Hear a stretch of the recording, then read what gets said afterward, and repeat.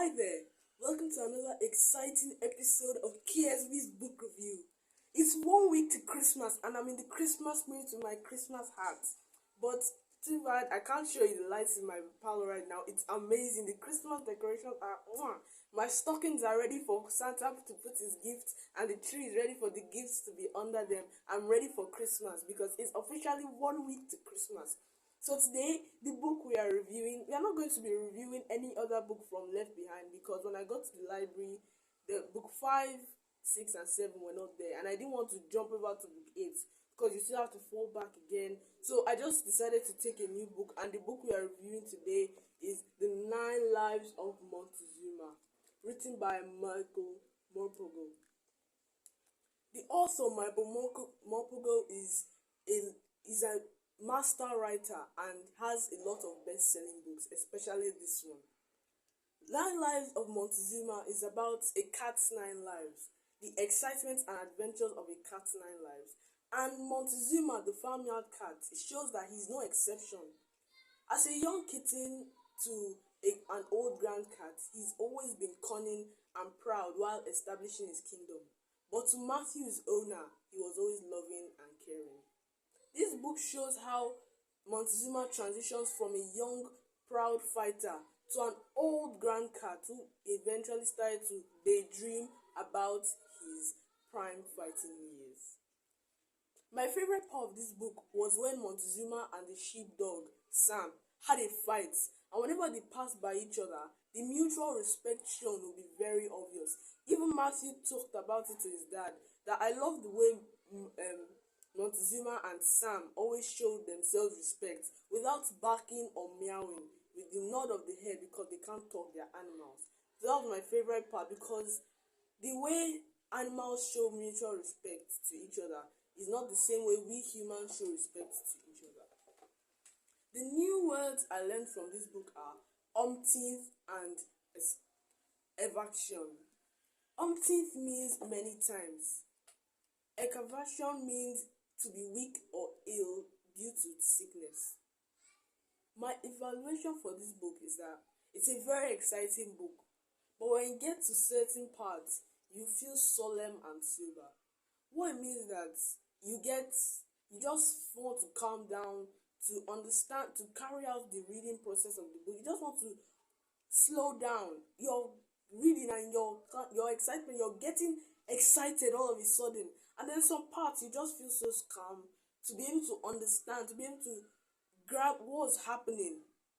And the thing I like about this book, when I read this book, I didn't know when tears started falling out of my eyes because it's so exciting. It's not just exciting, like when you're reading a book, it's so when you're reading the book, your emotions just connect to the book, and you just feel, oh, the way Montezuma is, the way he is now and the way he was before. When he grew old, he just didn't do much. He was always sitting down, but he was thinking about his life, like, wow. In his mind, he could be like, wow. He was reflecting on, like, wow, when I was young, I used to do this. I crossed rivers. I met a stranger. He just showed how he daydreamed, and that was just, and the way he died at peace with himself, at peace with his owner. He even managed, when he lived with Matthew for so long until he got married, and he rocked their baby, he took care of the baby, and like it was just so amazing. I just loved how his life in general, and it made me tear up. And then a lot of characters in this book: Matthew's dad, Montezuma, Matthew's mom as well. They lived on a farm cottage. So Montezuma's birth was really, his mother abandoned him, so the father nearly drowned him. But Matthew said he's not an ordinary cat, that maybe if they can allow them, keep him. And then there were some police officers who found him when he went on an excavation to a town, across the farmyard, to hunt, because he was a very good hunter and he enjoyed hunting. So he was always going out, come back. He goes out in the morning, comes back in the night because it's hunting, but nobody really celebrated his hunting. His dad and Matthew's dad and him always went to the farm. They were always helping the animals to give birth to their young ones. They always help them harvesting crops. Even when the storm came, they were trying to protect their livestock, trying to protect their farm crops. They were putting everybody in the shelter. They were putting everybody in place. And I just love the plot behind it. Like, whenever I just love everything about the book. I love the characters. I love how they come together, and that's just such a happy family. Montezuma was also part of that family, and when he grew old, he began to appreciate the gift of family. That's one of the things that made him weak and keep him on his bed for so long until he died. And then there are a lot of parts that made me laugh, like when Montezuma was trying to chase when Montezuma was eating a bone and Sam caught him, and it was as if they were talking to each other in a different language, but we couldn't understand because Sam would go whoop whoop while Montezuma would reply with a meow or a yowl, and it just cracks you up. Or maybe when Montezuma goes out and Matthew's dad just seems to, even when Montezuma grew old, Matthew's dad too grew old. And the way they were very close when they became old. Montezuma always laid on Matthew's dad's stomach, and the way they related when they were old until they died, it was so amazing. And most times when Matthew's dad looks at Montezuma and just says something, you just laugh about it because he's just trying to tease Montezuma. Montezuma, just yowling, what is this man trying to tease me?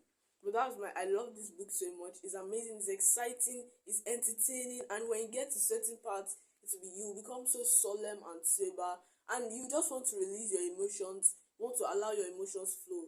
Like me, when I got to the end of the book and I saw the way he died, at peace with himself, at peace with Matthew and everybody, he just died quietly and peacefully at night. And when I closed the last page of the book, I didn't know when tears started falling from my eyes. That's how good this book is. My ratings for this book are a must read. I'm going to give it a must read because it's a very, very exciting book. You don't want to miss any part of the book, and it's also very unpredictable. You cannot predict what's going to happen.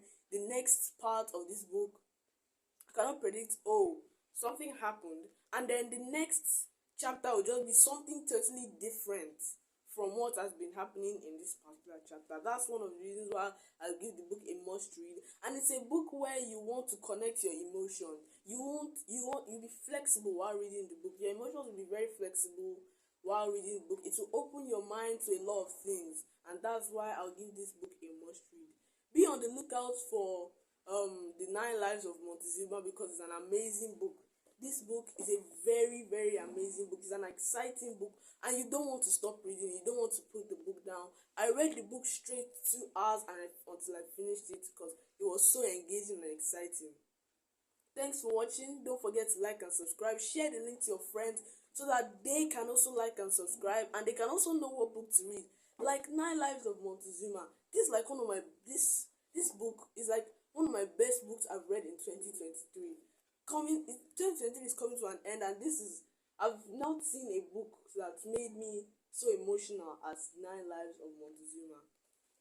I love this book. Be on the lookout for it when you're going to the library. Share the link to your friends so that they will also know what book to read. Because readers are leaders who are way ahead of others. I'll see you in the next one. Be in the Christmas spirit because Christmas is around the corner, and don't forget Jesus is the reason for the season. Have a wonderful time. Enjoy yourselves this Christmas. Ensure to spoil yourselves. Don't love yourselves this period. Give to yourself. Don't be stingy to yourselves. Give out. You give so that other people will give to you, because even God says givers never lack. So when you give, you also receive this period. And it's also actually a season of giving. So enjoy your Christmas. I'll see you in the next one. Bye. Merry Christmas!